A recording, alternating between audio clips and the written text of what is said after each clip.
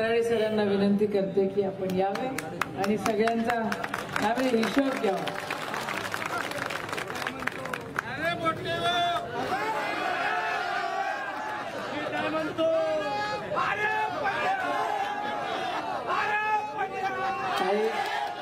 काही म्हणे ऐकून घ्या, धीर धीर धीर. काही म्हणे येताना म्हणे तुम्ही म्हणे तुतारीचा दुपट्टा टाकला म्हणे पंजायचा पाहिजे होता, तर मी म्हणलं कोणताही टाका आपल्याला का. मी आई पिंगळीच्या नगरीत आलेलो आहे. इथं याच्या अगोदर आमचे जवाई आहे ते ट्युशन आहे, दर्शनाने मी येऊन गेलो आहे 1-2 वेळा इथून. तुम्हाला माहित नसल, तुम्हाला न सांगताच आलो होतो. फक्त चहा.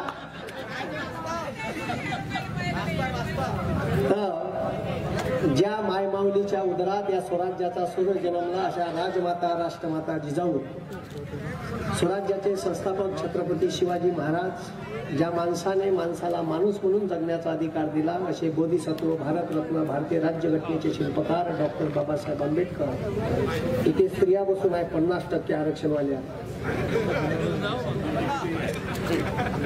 यांना शिक्षणाचा अधिकार ज्या मायमाऊलीनं दिला अशा ज्ञानज्योती, क्रांतीज्योती सावित्रीबाई फुले आणि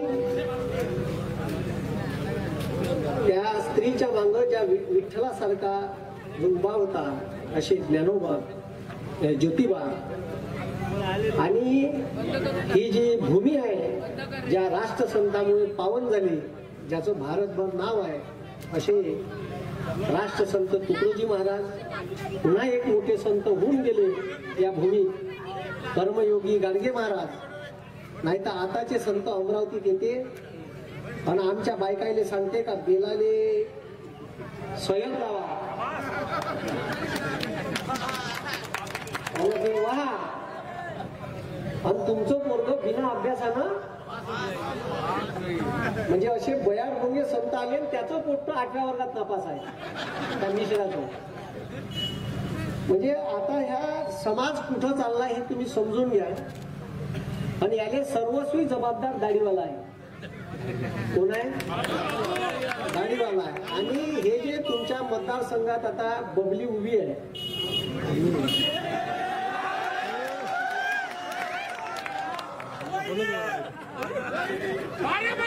हिच्यावर कवडीचाही विश्वास ठेवता येत नाही. हिनं स्वतःच्या नवऱ्याचाच पक्ष बोलला.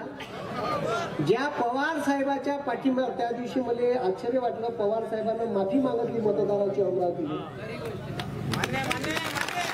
का मी तुम्हाला सांगितलं होतं म्हणे 2019 येऊन का तुम्ही त्या बबलीले मतदान करा.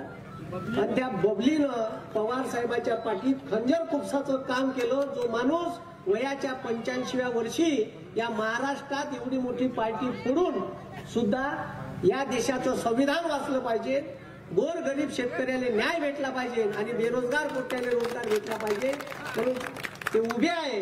आणि त्यानं माफी मागितली का माझं चुकलं म्हणे, का मी तुम्हाला त्या बाईले मत द्यायला लावलं. आता तिच्यावर विश्वास ठेवू नका. ज्या बाईनं नवऱ्याचा पक्ष फुलला, जी बाई पवार साहेबाच्या पाठिंब्यावर निवडून येऊन पवार साहेबाच्या पाठीत खंजर खुपसते, ती बाई तुमची सगळी सोयरी होऊ शकत. बरोबर नाही का? म्हणून येणारी निवडणूक हे तुम्ही समजून घ्या. मोदीचा नारा होता अब की बार मोदी सरकार बहुत हो गई महंगाई होता ना. आता महंगाईने तर शेकून टाकली आहे. आणि त्याची एक सोबती नाही, साल भी कभी बहुती वाली, ते संसदेत बसून आहे. अरे ते तर 2013 असे वांगी, कोबी, कांदे, सिलेंडर हातात घेऊन लंगलंग फिरे त्या संसदेच्या भोवताल. म्हणे ना तिले 430चं सिलेंडर महाग वाटत होतं. आता सिलेंडर 1130 गेलं तर ती चीप पटक नाही करून राहिली. करून राहिली का? अरे करून राहिली का? मग आता तुम्हीच पहा. यालेच अच्छे दिन म्हणे या मोदी का तो 67 रुपयाचं पेट्रोल त्याला महाग वाटत होतं, तो म्हणे 35 देतो. तो पुन्हा एक गाडीवाला बाबू रामदेव बाबा त्या आज का आपकी अदालत मध्ये आला होता. त्या पोट्याले म्हणे तुमको 35 रुपये लिटर पेट्रोल होणार का नाही. कुठं गेलं ते चोट्ट त्याला विचारा. आणि त्या नागपूरवाल्या ढेबऱ्यानं त्याने 1 रुपये स्क्वेअर फूटनं त्या नियमामध्ये जागा दिली.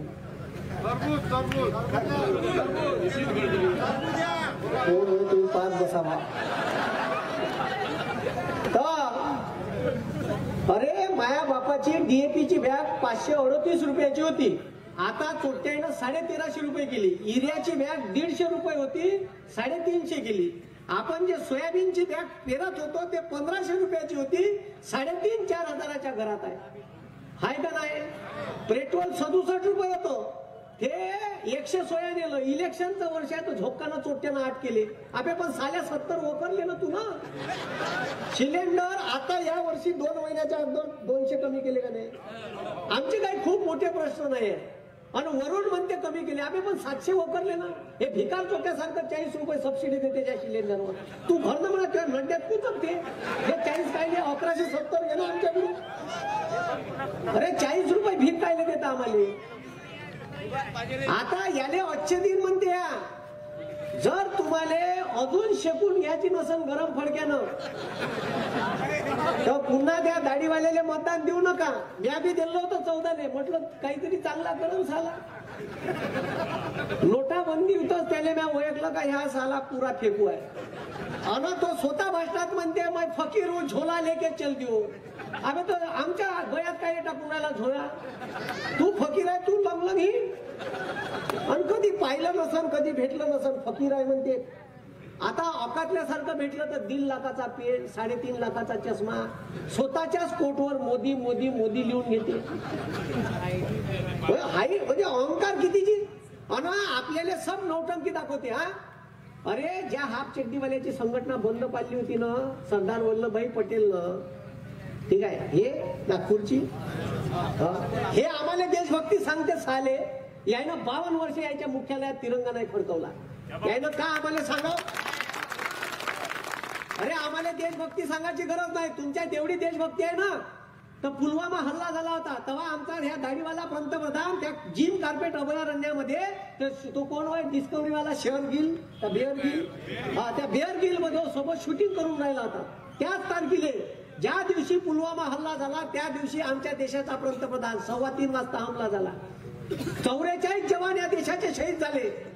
हा पंतप्रधानाला माहिती गेली ना सर. पंतप्रधान आहे देशाचे, आजूबाजूला बॉडीगार्ड राहते सगळे. माहिती गेली नसेल का 44 जवान शहीद झाले, बंद करा शूटिंग. हे चोट्ट तिथं शूटिंग करतच होतं. 6:30 वाजता पत्रकार परिषद घेतली यानं. किती वाजता? 6 वाजता. आणि पुलवामा हल्ला झाला तिथं DYSP देवेंद्र सिंग नावाचा माणूस होता. गुगलवर सर्च करता DYSP आणि पुलवामा हल्ला. तो तिथून 3 महिन्यानं आतंकवाद्यासोबत सापडला. 3 आतंकवादी, त्याच्या गाडीत AK-47 रॉकेट लॉन्चर होते. ते 2 दिवस टीव्हीवर बातमी चालली, बातमी गायब केली. मला काय म्हणायचं आहे, देशाचे 44 जवान शहीद झाले.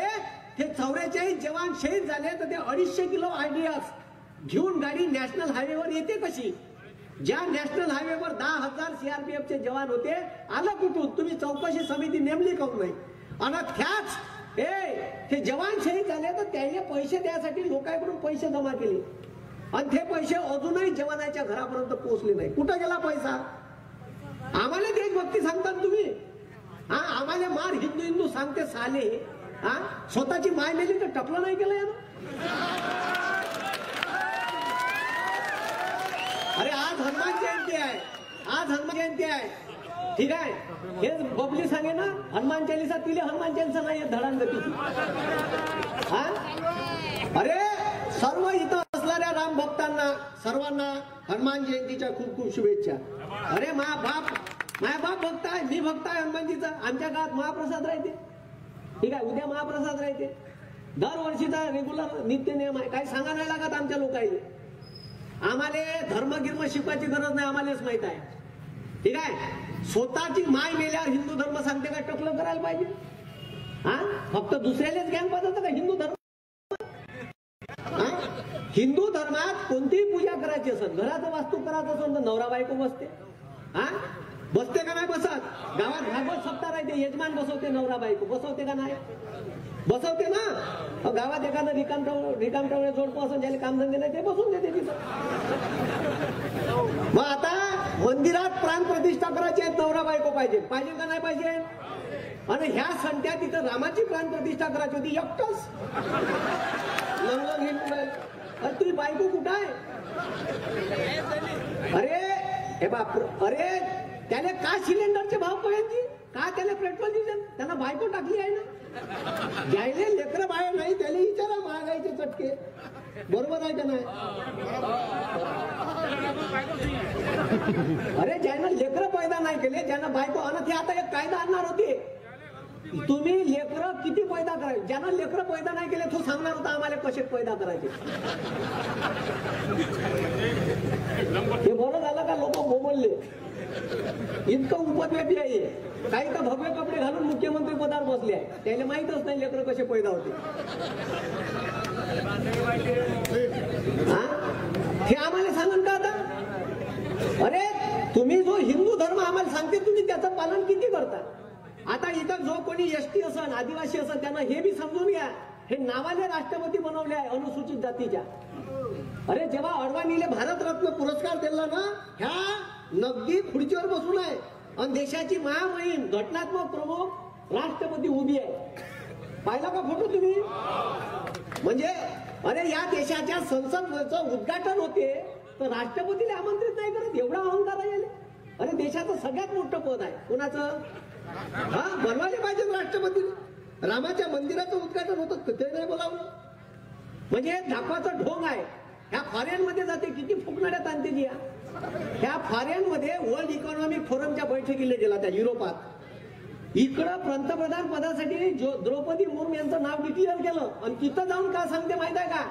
त्या युरोप मध्ये जाऊन सांगते का भारतातलं एकही गाव असं ठेवलं नाही का जिथं लाईन पोहोचवली नाही. 100% भारत वीज मुक्त झाला, सगळ्या गावात वीज गेली असं सांगितलं. हे तर आता इंटरनॅशनल मीडियावर आहे. हे डायरेक्ट गेली राष्ट्रपतीच्या गावात, तिथंच लाईन होती. च्या बहीण इंटरनॅशनल बीबीसीनं बंदी मोदीची फाडून टाकली. पुरी पार बंद्या जगात न्यूज गेली. मग जशी न्यूज गेली तर 2 दिवसात मग लाईन टाकली तिथं. इतकं उपद्व्यापी आहे. एवढं फोकणाऱ्यात आणते, एवढं. अमेरिकेत गेलो, अमेरिकेत गेल्यावर का म्हणे टीव्हीवर इंटरव्ह्यू आहे त्याचा. तो म्हणे का 8 दिवसात मी एक युनिव्हर्सिटी तयार करून राहिले भारतात. 8 दिवसात. एका वर्षात 52 हप्ते येते. किती हप्ते येते? 10 वर्षात किती हप्ते झाले? 520. किती झाले? मग ह्या तोट्यानं 520 युनिव्हर्सिटी कुठं पैदा केल्या विचारा त्याला. बरं त्याच भाषणात पुन्हा एक फोकणाऱ्यात आणल्या. दर महिन्याला एक IIT IIM तयार करतो म्हणे. एक IIT एक IIM तयार करतो म्हणे दर महिन्याले. मग एका वर्षात 12 महिने, 10 वर्षात किती महिने? 120. आम्ही 5 केल्या ते तर दाखवा आम्हाला. 120 ची सोड. किती ताणलं की 100 स्मार्ट सिटी. कुठे गेल्या 100 स्मार्ट सिटी झाल्या का? अरे एक दाखवून आम्हाला एक कायले स्मार्ट बनते. जॉन्सन बेबी पावडर गिवडर लावून राहते का? कशी राहते? एक स्मार्ट सिटी तर दाखव. निवळ फोकणाऱ्या 2 कोटी रोजगार भेटले का? अबे जे होते ते गेले कोरोनात. आणि एवढा अहंकारी आहे, प्रत्येक ठिकाणी फोटो. कोरोनाचं व्हॅक्सिनचं का व्हॅक्सिन दिलं त्याचं व्हॅक्सिनचं सर्टिफिकेट, त्याच्यावर फोटो. हा पेट्रोल पंप, पेट्रोलचे भाव वाढवले तिथं फोटो. मग लोक अति करायला लागले. तर मी पेट्रोल पंपवाले विचारू बापूचा फोटो गिटो कुठे बा, एखादं नारळ फोडलं असते बापूले. तर ते फोटो बी काढून टाकले. मग जिथं तिथं फोटोची, रेशन कार्डवर फोटो. हे अन्नधान्य येते त्याच्यावर फोटो. अन्नधान्य येते ना.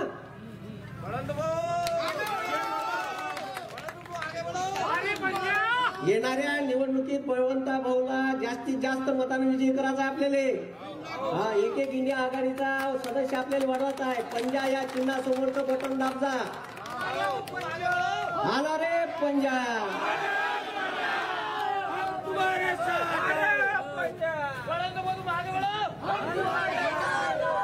शेतकऱ्याच्या, गोरगरिबाच्या, कष्टकऱ्याच्या पोराला आपल्याला खासदार बनवायचा आहे. समजलं का? आपल्याला हिरोईन गिरोईनले खासदार बनवायचं नाही. हो, नाही तर आपल्याला नाचवंते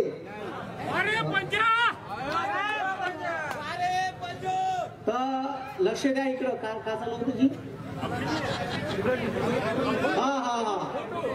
तर एवढा अतिरेक केला यानं, जिथं तिथं फोटो. आता रेल्वे स्टेशनवर, प्रत्येक रेल्वे स्टेशनवर यानं स्वतःचे फोटो लावून सेल्फी पॉइंट उभे केले. माहित आहे ते एका सेल्फी पॉइंटचा किती खर्च आहे? 6.5 लाख रुपये. किती लाख रुपये? 6.5. कोणाचे पैसे होय माहित आहे का? आपल्या टॅक्सचे पैसे होय. इथं फोटो ती इरिटेट होऊन गेलं. एक इथं बी लावून द्या आमच्या. हेच काय नाही ठेवलं ना आमचं भूगोल. इरिटेट करून टाकलं. म्हणजे अक्षरशः टीव्हीवर तो दिसला तर न्यूज चॅनल पाहूशा नाही लागत. आणि काँग्रेसनं का केलं म्हणते 70 वर्षात? अबे साल्या तू जे इकून राहिला ना ते काँग्रेसनं केलं. नाही तर काय इकलं असतं यानं? अजी काय इकलं असतं जी? हा, भारत पेट्रोलियम इकाले काढ, इंडियन एअरलाइन्स ही, रेल्वे स्टेशन ही, रेल्वे ठीक आहे, विमानतळ ही. अरे मग तुला केलं का? तू तर इकूनच राहिला. अजी यानं उद्योगपती त्या मुख्या आण्याला ओळखता तुम्ही? मुख्या आण्यान ते एक अडाणी आहे. त्याचं 10,34,000 करोड रुपयाचं कर्ज माफ केलं. हे उद्योगपत्याचं कर्ज माफ केलं म्हणलं, पण शेतकऱ्याचं 1.5 लाख करोड कर्ज माफ करायचे पैसे नाही म्हणते चोपटही. शेतकऱ्यावर 1.5 लाख करोड कर्ज आहे. आणि का केलं काँग्रेसनं तुम्हाला सांगतो. मनमोहन सिंग पंतप्रधान होते या देशाचे काँग्रेसचे, आणि तेव्हा कृषी मंत्री होते माननीय शरद पवार साहेब. तेव्हा या 2009 बंद्या भारतातल्या शेतकऱ्याचा 7-12 पुरा करायचं काम काँग्रेसनं केलं. 66,000 करोड रुपयाची कर्जमाफी केली. त्यात मी बी होतो. आणि यायनं आणली होती चोट्यानं दे, ज्याचे पैसेच नाही आले अकाउंटवर. आता हे तिघडी सरकार दे, ठीक आहे, सकाळीचं शपथविधीवालं. तर तुम्ही हे समजून घ्या का उद्योगपत्याचं कर्ज माफ करायला पैसे आहे, पण शेतकऱ्याचं कर्ज माफ करायला पैसे नाही आहे. म्हणजे हे सरकार आपल्या बाजूचं नाही आहे. आता हे 2 कोटी रोजगार देतो म्हणे दरवर्षी. दिले का? अरे दिले का? हा, त्याच्यात बी बदमाशपणा. सुद्या नोकऱ्यात, आता मराठीत एक म्हण आहे, सुद्या रिकामी जागा दिली, बाकी भरून घे जा तुम्ही. तर यानं का केलं? भारतातले शेतकऱ्याचं, कष्टकऱ्याचं, गोरगरिबाचं, रिक्षावाल्याचं, ऑटोवाल्याचं पोरग इंडियन आर्मी मध्ये लागत होतं. इंडियन आर्मी मध्ये मोठं ग्राउंडवर, रोडवर प्रॅक्टिस करायचं, अभ्यास करायचं. आणि 17 वर्षाच्या बॉन्डवर या देशाच्या सीमेवर आपली रक्षा करायचं. हा देश वाचला पाहिजे. आमच्या देशाचा पंतप्रधान म्हणते देशाच्या रक्षणासाठी पैसे नाही. चोट्या मग आमचा टॅक्सचा पैसा चालला कुठं? मुक्याच्या घशात घालत आहे का तू? हा, अरे देशाचा जीडीपी गड्ड्यात चालला होता कोरोनात. मुक्या आणि सरसर वरत चालले होते. हे समजून घ्या तुम्ही. यानं का केलं? आपला पोरगा जर मिलिटरीत लागला तर त्याला पेन्शन होतं, त्याला कॅन्टीनची सुविधा होती. आपला जर पोरगा शहीद झाला तर तिरंग्यात लिफ्टून येत होता. आपल्या गावात त्याला पोलीस मानवंदना देत होते. आता जर तुमचा पोरगा, अग्निवीर नावाची या चोट्याने एक स्कीम आणली, जर तुमचा पोरगा शहीद झाला तर तो तिरंग्यात लिफ्टून येणार नाही. तो जर अपायित झाला तर त्याला पैसे भेटणार नाही. तो जर आर्मीत लागला तर त्याला पेन्शन भेटणार नाही, कॅन्टीनची सुविधा भेटणार नाही. 19व्या वर्षी लागल आणि 4 वर्षात रिटायर्ड होईल. ह्या पहिला अनपड गवार असा पंतप्रधान आहे. शिकलंच नाही चोट्ट का समजून भेटलं? ह्या पंतप्रधान वयाच्या 23व्या वर्षी लग्नाच्या वयात पोट्याले रिटायर करणार आहे. पहिला पंतप्रधान भेटला देशाले का पोट्याले लग्नाच्या वर्षात रिटायर करणार आहे. होता या चांगलं काम केलं त्यानं. माईक वरती घ्या माईक. अरे कसा पंतप्रधान या वयाच्या 23व्या वर्षी पोट्ट रिटायर होऊन राहिलं. आणि मग पोराचा बाप रिटायर होऊन आल्यावर पोट्याले म्हणून चालते लग्न करायचं आहे, पोरगी दाखवायला नेतो. नीन पोरीच्या घरी का सांगन पोरीच्या बापाले ही इज माय सन. काय सांगन पोरीच्या बापाले he is my son, he is a retired एक सर्व्हिस मॅन. तर पोरीचा बाप लेखाच्या ढुंगणार लागणार.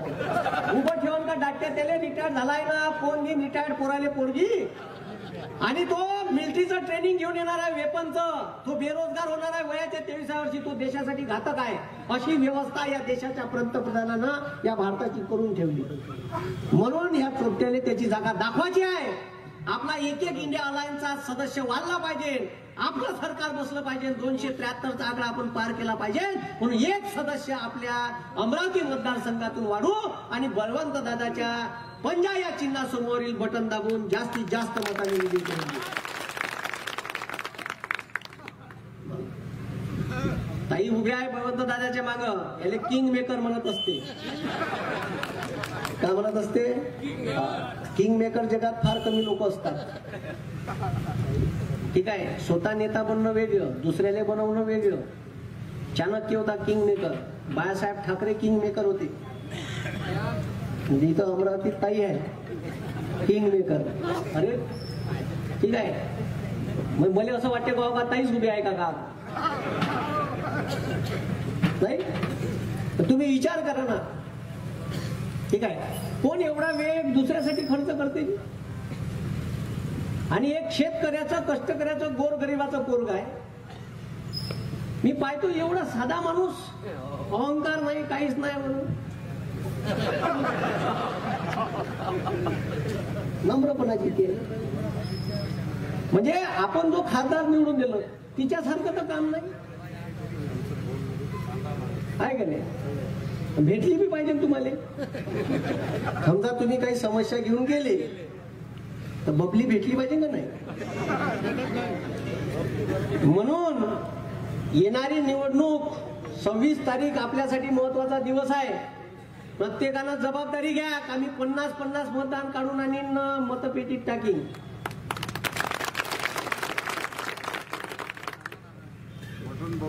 तिथून 6 महिन्यांनी पुन्हा लगेच आहे.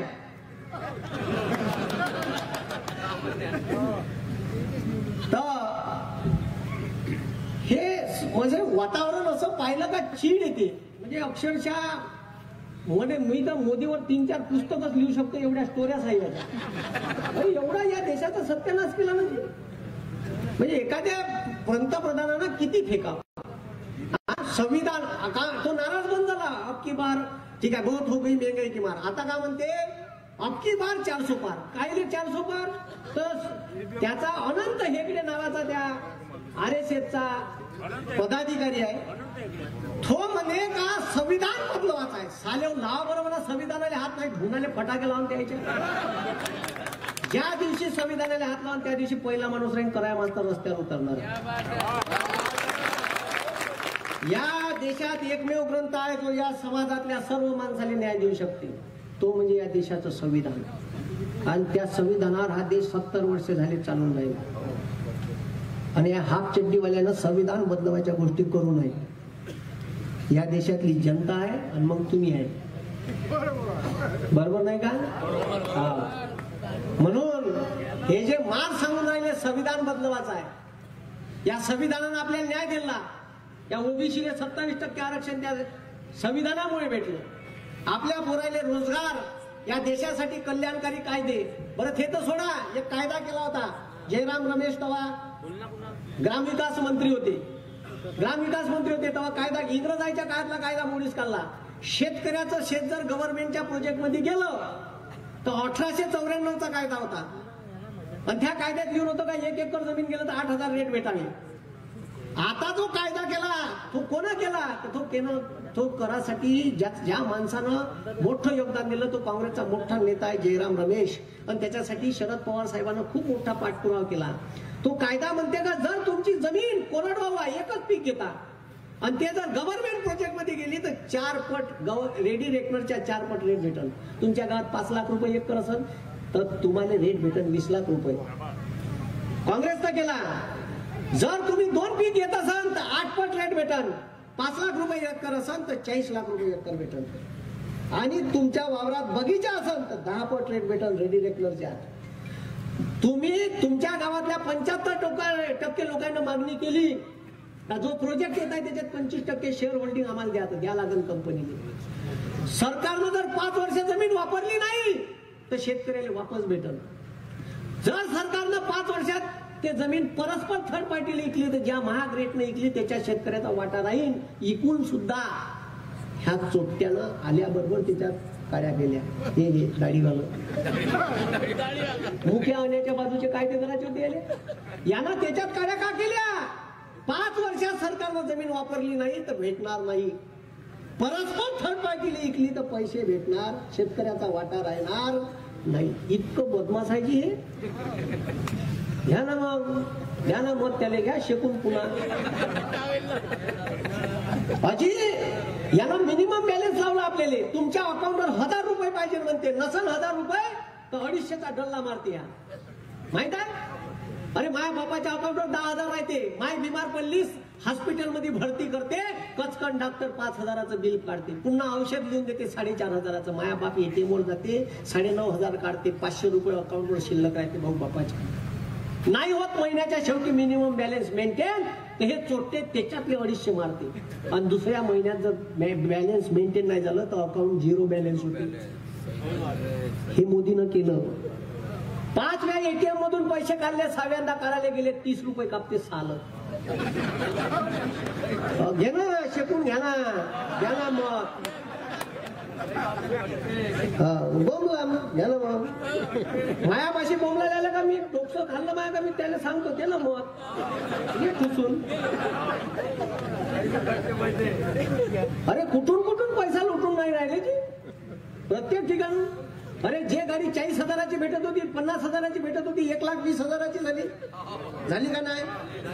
हा ह्या गाड्यावर 28% GST आहे. मी कार घेतली च्या माय मी 30 लाखाची. गाडीची किंमत 19 लाख. 11 लाख त्याच हप्त्याला साल्यानं बंद. डबल कप नाही घेतला मला नाही तर गाडी ठेवून घे साल्या. अजून 11 लाख टॅक्स. बरं थोट घेतला तर घेतला तो 15 वर्षाचा टॅक्स घेतला रोड टॅक्स नावानं. आणि ज्या रोडवरून चालतो त्याच्यावर साल्यानं टोल उभारली आणि त्या टोलवरून पैसे घेते ते वेगळे. आणि एक अटल बिहारी वाजपेयीनं आता जे पेट्रोल तुम्ही घेऊन राहिले ना हे पेट्रोल फक्त 50 रुपये लिटर. कायच्यावर? पेट्रोल GSTच्या अंडर मध्ये आणलं नाही. 2 गोष्टी नाही आणल्या. एक बंपर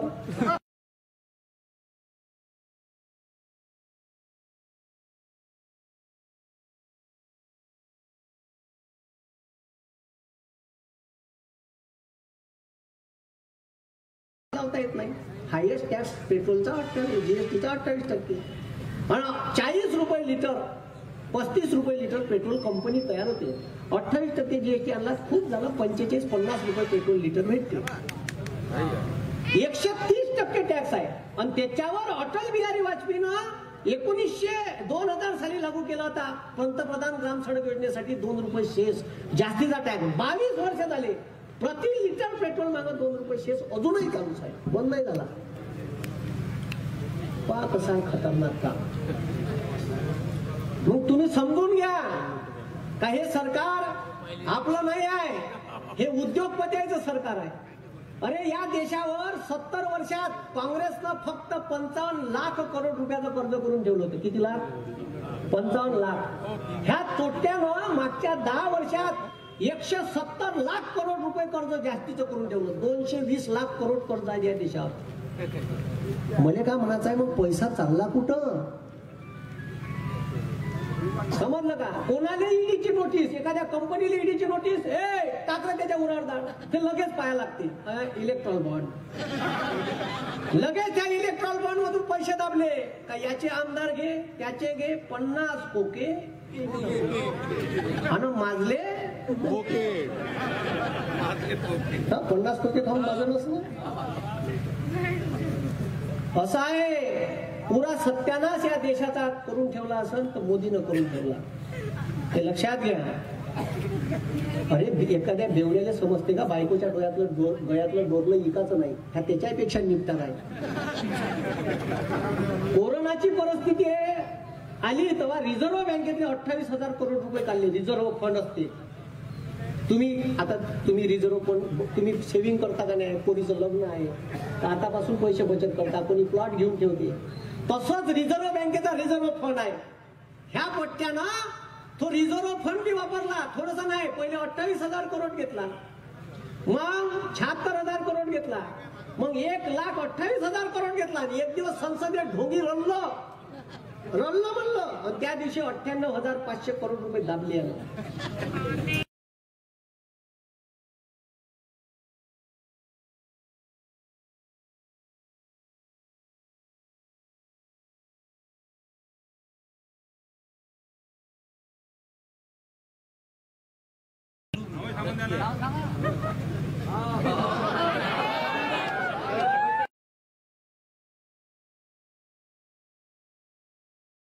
ह्या डुबल, कारण त्यानं कोणाला कर्ज दिलं आहे?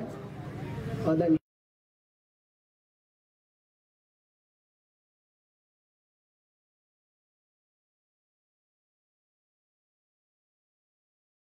त्यानं BSNLचं ढोबर बंद केलं. कायचं? हा, BSNLचं ढोबर बंद केलं, जबरदस्तीनं रिटायरमेंट घ्यायला लावलं, आणि त्याच्या जागी तो जिओवाला आणला, मुक्या. फुकट सिम, रपारप इंटरनेट. आणि मग पोट्याले 6 महिने फुकट इंटरनेट दिलं, झोपकानं चालू 199. तिथून 6 महिन्यानं 2 GB डाटा अनलिमिटेड कॉलिंग 399. तिथून 6 महिन्यानं 599. घे ना शेकून. आता अगोदर केलं 720 रुपयाचं रिचार्ज, आणि ते 3.5 महिने सांगते. त्याचा 3 महिना मुक्याचा 84 दिवसाचा आहे. त्याचं म्हणजे लेकरू 9 महिने 9 दिवसांत पैदा नाही होत, त्याचं लेकरू 8व्याच महिन्यात पैदा होतं. त्याचा 3 महिने म्हणजे ढेबरे डुबरे आहे ना असे. ठीक आहे. हो, तर हे लक्षात घ्या, येणाऱ्या काळात आपल्याला बदल करायचा आहे. 26 तारखेला सगळ्यांना, प्रत्येकानं आपला मतदानाचा अधिकार बजवा, आणि जास्तीत जास्त मतानं बळवंत दादाने विजयी करून आणायचा आपल्याला. 3 आवाज देतो. बोला छत्रपती शिवाजी महाराज की, छत्रपती शिवाजी महाराज की. डॉक्टर बाबासाहेब आंबेडकरांचा, डॉक्टर बाबासाहेब आंबेडकरांचा, भारतीय संविधानाचा. भारत माता की, भारत माता की. सर्वांनी राष्ट्रगीतासाठी उभं राहा. जिथं आहे तिथंच उभं राहा. राष्ट्रगीताने आपण कार्यक्रम संपू. एक साथ विश्राम, एक साथ सावधान होगे सावधान. राष्ट्रगीत शुरू करेंगे, शुरू कर. जन गण मन अधिनायक जय हे भारत भाग्य विधाता. पंजाब सिंध गुजरात मराठा द्राविड उत्कल बंग. विंध्य हिमाचल यमुना गंगा उच्चल जलधि तरंग. तव शुभ नामे जागे, तव शुभ आशीष मागे. गाहे तव जय गाता, जनगण मंगलदायक जय हे भारत भाग्य विधाता. जय हे, जय हे, जय हे, जय जय जय जय हे. भारत माता की, भारत माता की, भारत माता की. धन्यवाद. वारे पंजाब, वारे पंजाब.